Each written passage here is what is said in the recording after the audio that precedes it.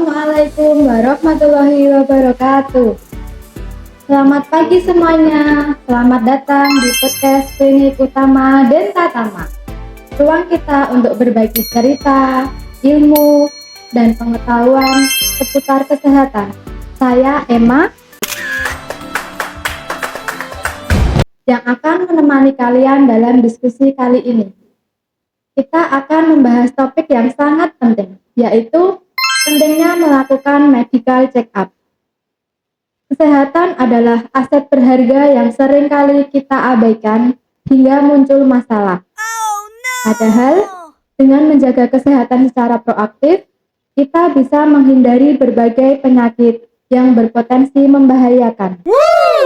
Salah satu cara terbaik untuk melakukan pencegahan adalah dengan melakukan medical check-up secara rutin. Sayangnya, masih banyak yang menganggap medical check-up itu tidak diperlukan jika merasa sehat-sehat saja.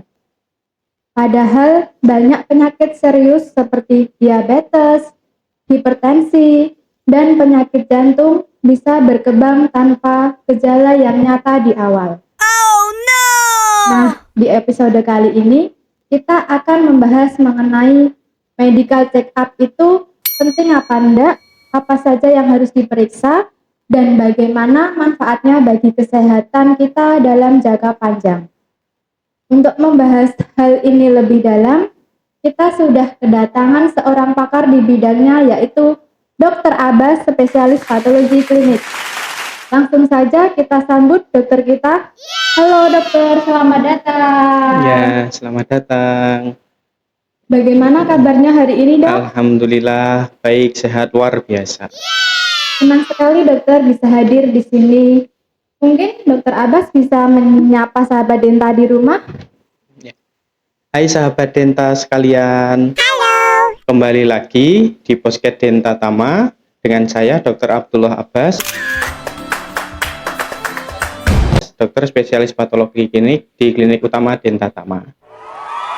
Terima kasih dokter telah menyapa sahabat Denta di rumah dan meluangkan waktunya untuk podcast hari ini.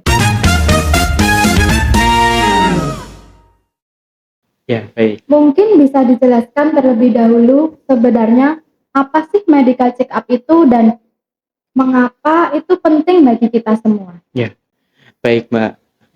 Sebelumnya saya akan menjelaskan apa itu medical check-up ya Mbak. Jadi medical check-up itu adalah serangkaian pemeriksaan medik untuk menilai status kesehatan dari seseorang. Jadi medical check-up itu mulai dari nanti wawancara, anamnesis, pemeriksaan fisik, nanti dilanjutkan dengan bila perlu dilakukan pemeriksaan penunjang, kemudian pemeriksaan penunjang itu bisa lab, bisa dari radiologi, bisa dari EKG dan lain-lain. Nah, tujuannya itu untuk menilai status kesehatan dari seseorang. Karena apa Mbak? Karena kadang itu orang merasa sehat, tapi sebenarnya dia itu sakit, tapi belum muncul gejalanya saja, seperti itu. Wah, berarti itu bukan cuma untuk orang yang sakit aja ya dok, untuk orang yang sehat juga perlu medical check-up ya dok ya? Nah, ini justru harus kita luruskan. Yang namanya medical check-up itu ya untuk orang yang merasa sehat gitu sebenarnya. Jadi kalau sudah sakit itu bukan medical check-up, itu nanti periksa untuk follow up penyakit atau untuk pengobatan lebih lanjut. Tapi kalau misalkan untuk yang namanya medical check-up ya itu diharapkan dengan adanya medical check-up ini untuk orang yang merasa dirinya sehat sebenarnya, yang di dalamnya itu sebenarnya ada sesuatu, entah itu sakit yang belum memberikan gejala atau hasil lab yang tidak bagus lah, itu bisa dilihat dari medical check-up ini gitu. Sehingga nanti harapannya untuk kedepannya apabila sudah terdeteksi lebih awal atau ada penyakit yang sebenarnya sudah ada tapi belum muncul gejala, itu nanti bisa diobati lebih dini. Mungkin seperti itu. Berarti untuk orang sehat yang tanpa gejala dok, ya biasanya seperti itu. Nah, kalau kita mau medical check-up nih dok, biasanya pemeriksaan apa saja dok yang harus dilakukan? Mungkin berjenis-jenis tesnya apa saja yang harus dilakukan? Baik, Kalau kita mau melaksanakan medical check up tentunya nanti, eee, dari tim kesehatan atau dalam hal ini dokter, itu nanti pertama akan melakukan wawancara medik. Dalam hal ini mungkin anamnesis, riwayat sekarang, ada keluhan atau tidak, kemudian riwayat penyakit dahulu yang mungkin pernah diderita, kemudian riwayat penyakit keluarga seperti itu. Dari anamnesis itu nanti dilanjutkan dengan pemeriksaan fisik. Pemeriksaan fisik itu bisa dengan tanda vital, misalnya tensi, nadi, suhu, dan seterusnya. Kemudian pemeriksaan komprehensif dari kepala sampai kaki, harusnya seperti itu. Nah, nanti setelah itu kita akan mengarahkan nih, oh untuk ibu atau bapak itu perlu pemeriksaan lebih lanjut, apakah perlu pemeriksaan lab rutin darah rutin, atau pemeriksaan kimia darah, atau mungkin pemeriksaan urin, atau mungkin juga pemeriksaan yang lain-lain seperti pemeriksaan jantung dengan diperlukan EKG atau treadmill dan seterusnya. Seperti itu. Banyak sekali ya Dok ya komponen-komponennya. Seberapa sering sih Dok medical check up ini harus dilakukan dan berapa tahun? Apakah harus rutin setiap tahun sekali atau setiap 2 tahun sekali? Sebenarnya tidak ada guidance yang, spesifik gitu ya, Mbak. Tapi disarankan apabila sudah dewasa, dalam ini lebih 18 tahun ke atas, itu disarankan untuk medical check up. Apalagi terutama yang punya riwayat keluarga, punya diabetes, atau punya darah tinggi, atau punya penyakit kanker, seperti itu, mungkin lebih awal lebih disarankan. Tapi kalau misalkan memang tidak ada, mungkin di usia 40 tahun itu disarankan paling tidak setahun sekali, seperti itu. Berarti lebih baiknya 1 tahun sekali ya Dok ya? Nggih, kalau di atas 40 tahun, 1 tahun sekali, kalau di bawah itu ya nanti sesuai kebutuhan atau kadang-kadang itu mandatori. Jadi istilahnya dari perusahaan mengharuskan pemeriksaan ini, lah itu bisa dilakukan juga. Kalau kita ini ya Dok ya, seperti nakes itu sebaiknya MCU-nya itu berapa tahun sekali Pak Dokter? Kalau untuk tenaga kesehatan sendiri ya itu ada khusus lagi. Misalkan nakes itu kan kadang-kadang yang berkaitan dengan pasien langsung ya. Jadi kadang-kadang, misalnya terjadi insiden seperti itu ya harapannya lebih setahun paling tidak sekali gitu boleh, gitu. Yang kalau lebih rutin juga lebih bagus. Wah, menarik sekali sahabat Denta perbincangan hari ini. Gimana Pak Dokter persiapan yang harus dilakukan sebelum medical check up itu sendiri? Ya, baik. Kalau sebelum medical check up, misalkan tujuannya itu untuk menilai status kesehatan kita ya, sebaiknya ada persiapan-persiapan tertentu seperti kita istirahat cukup sebelum pemeriksaan, kemudian makan juga yang cukup. Nah, sebelum pemeriksaan itu disarankan ada pemeriksaan-pemeriksaan tertentu yang mensyaratkan untuk kita puasa terlebih dahulu. Tapi boleh minum air putih ya. Puasanya biasanya 8 sampai 12 jam, rata-rata di 10 jam. Itu untuk seperti pemeriksaan gula darah, puasa, pemeriksaan kolesterol itu disarankan seperti itu.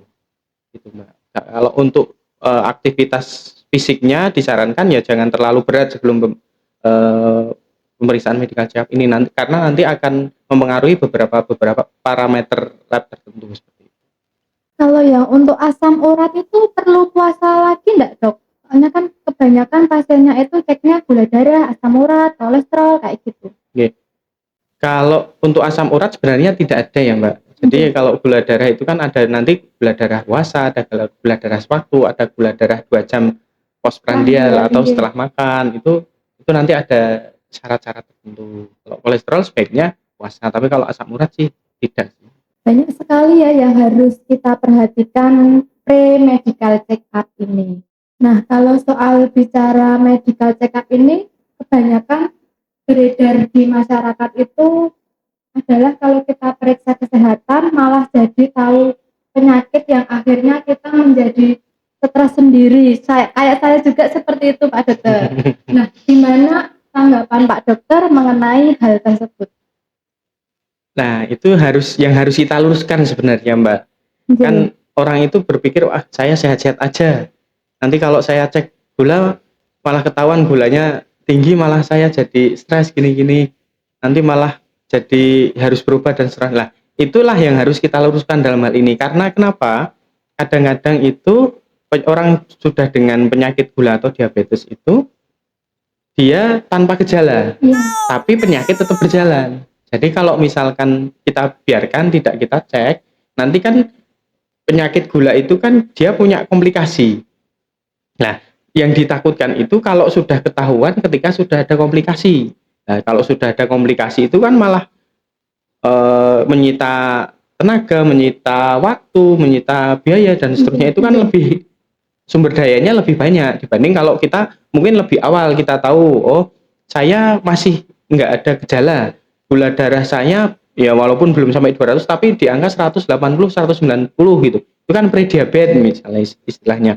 Kalau prediabetes kita kan pertama tidak harus minum obat dulu, tapi kita mungkin ubah gaya hidup dulu dengan olahraga teratur 3 kali seminggu, minimal 1,5 jam setiap kali olahraga, seperti itu nanti kan harapannya kadar gulanya menjadi normal. Nah, tapi kalau misalkan oh kita sudah di awal tidak periksa nih, tadi awalnya mungkin 190, tapi kita biarkan saja, oh lama-lama gulanya naik. Ketika gulanya naik, terus masih enggan untuk periksa lagi, gula tambah naik, ada komplikasi mungkin ke ginjalnya juga bisa kena, terus ke saraf tepi juga bisa kena. Jadi malah justru itu yang harus kita luruskan. Jadi lebih baik mencegah daripada mengobati. Setuju banget itu Pak Dokter. Jadi kita harus medical check up. Saya juga sering dengar kalau medical check up itu mahal. Jadi banyak masyarakat sekitar itu untuk ragu melakukannya. Apakah benar begitu Pak Dokter? Kalau dibilang mahal atau tidak ya tergantung paketnya ya Mbak, biasanya Iya. seperti itu. Karena kalau kita misalkan periksa semua kita periksa ya memang mahal. Tapi kalau misalkan kita misalkan punya riwayat keluarga yang punya diabetes, ya kita misalkan ada keluhan kok sering pipis gitu kan bisa kita arahkan. Jadi nanti ketika periksa ke dokter, mungkin kita arahkan untuk periksanya cukup gula darah dulu saja, misalkan seperti itu, atau bila perlu dengan tambah HbA1c misalnya seperti itu. Atau kalau ada keluarga riwayat darah tinggi gitu, kita kan pertama kan mesti kita cek dulu pemeriksaan anamnesis, pemeriksaan fisik gitu. Nanti habis itu pemeriksaan fisiknya kan ada tensinya. Nah, itu kan sudah bisa mendapatkan istilahnya data atau diagnosa, oh misalkan tensinya kok mulai agak tinggi nih. Berarti kan kita harus siap-siap nih. Jadi kita modifikasi gaya hidup dulu, pola makannya kita atur seperti itu. Tapi kalau misalkan semuanya dicek ya mungkin mahal. Tapi kalau untuk saat ini mungkin di pemerintah juga kan ada program kayak di hari ulang tahun itu bisa periksa ke puskesmas untuk check up, Iya, itu kan secara juga gratis saya juga. gratis juga bisa. Jadi kalau apakah medical check up itu mahal ya sebenarnya ya enggak juga gitu. Apalagi ini Klinik Utama Dentatama juga baru promosi ya teman-teman Denta sekalian. Kita adakan promo MCU gratis sama sekalian konsul dokter spesialis penyakit dalam dan pemeriksaan EKG juga. Monggo teman-teman Denta sekalian MCU gratis ke Dentatama. Banyak sekali informasi yang bermanfaat hari ini. Terima kasih banyak Pak Dokter atas waktu dan penjelasannya yang sangat jelas dan mudah dipahami. Nah, sekarang kita memasuki sesi tanya jawab nih Dok ya. Iya. Baik. Sebelumnya kami telah menerima beberapa pertanyaan dari sahabat Denta di rumah melalui sosial media kami. Pertanyaannya adalah, apakah ada perbedaan jenis medical check up untuk pria dan wanita Pak Dokter? Oh, baik. Kalau apakah ada perbedaan antara pria dan wanita? Secara umum tidak ada. Tapi ada beberapa hal yang ibaratnya di laki-laki ada, di wanita tidak ada, dan juga sebaliknya. Seperti kalau di wanita itu kan ada organ rahimnya, Mbak. Jadi kalau angka kejadian kanker leher rahim di Indonesia kan juga tinggi. Jadi perlu untuk wanita misalkan yang sudah usia dewasa, sudah pernah berhubungan badan, mohon maaf itu perlu dalam hal ini disarankan paling tidak tiap 3 tahun sekali itu untuk pemeriksaan pap smear seperti itu di wanita ada tapi di pria kan tidak ada. Iya. Terus di wanita juga yang sering juga terjadi kanker payudara. Nah, itu juga kadang-kadang itu sudah ada bibitnya, tapi belum muncul benjolannya. Nah, itu bisa juga diperiksa berapa marker-marker tumor tertentu di wanita. Terus kalau di laki-laki itu kan ada prostat. Nah, itu juga kalau untuk usia 40 tahun juga kalau misalkan mau periksa untuk petanda kanker itu juga bisa, di perempuan kan tidak ada.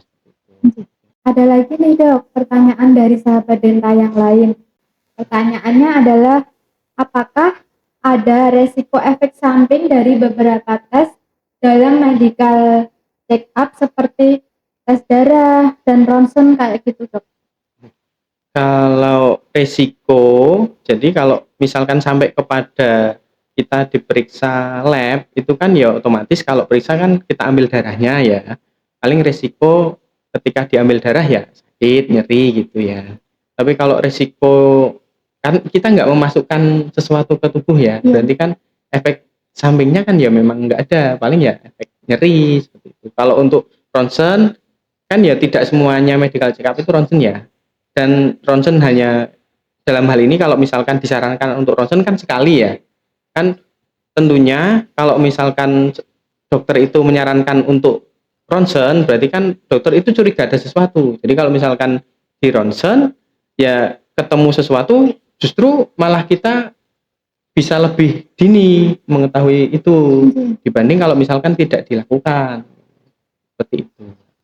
Berarti efek sampingnya cuma dari pengambilan darah aja itu nggih dok? Iya. Mungkin nyeri sama hematum biru-biru kayak gitu nggih. Wah, menarik sekali ya dok ya. Berikut ada pertanyaan lagi nih dok. Apakah medical check up bisa dilakukan di puskesmas atau hanya di rumah sakit besar saja dok?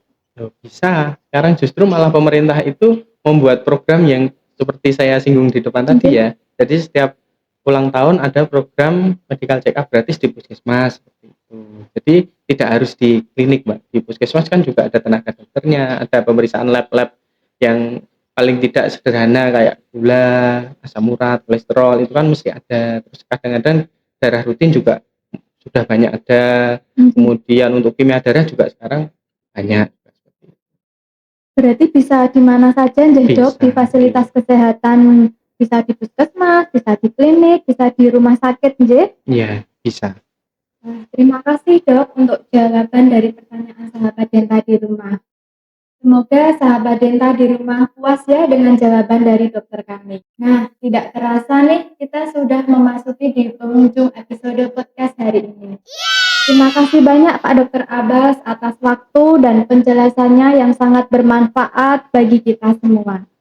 Sebelum kita akhiri, mungkin Pak Dokter bisa memberikan pesan atau tips penting untuk sahabat Denta di rumah? Ya, baik. Untuk sahabat Denta di rumah, jangan lupa tetap jaga kesehatan, olahraga teratur, makan dengan gizi yang cukup ya, sahabat Denta di rumah, agar kita terhindar dari penyakit. Mungkin seperti itu. Menarik sekali pembahasan kita hari ini tentang pentingnya medical check up. Ini sangat informatif ya sahabat Denta. Meskipun terlihat sepele, namun ternyata banyak dampak yang mungkin ditimbulkan. Terima kasih banyak kepada Pak Dr. Abbas yang sudah meluangkan waktunya. Sebelum kita akhiri, kami juga ingin mengingatkan bahwa di Klinik Utama Denta Tama, kami menyediakan berbagai layanan kesehatan yang siap membantu Anda dan keluarga Anda agar tetap sehat. Klinik Utama Denta Tama memiliki layanan konsultasi dokter umum dan spesialis untuk penanganan beberapa penyakit yang mungkin dialami oleh sahabat Denta di rumah. Pemeriksaan laboratorium lengkap untuk menegakkan diagnosa penyakit sedini mungkin. Sekali lagi, terima kasih untuk para pendengar yang telah bergabung di podcast kali ini. Jangan lupa untuk mengikuti kami di media sosial untuk informasi lebih lanjut. Dan nantikan episode menarik lainnya. Sampai jumpa sahabat Denta.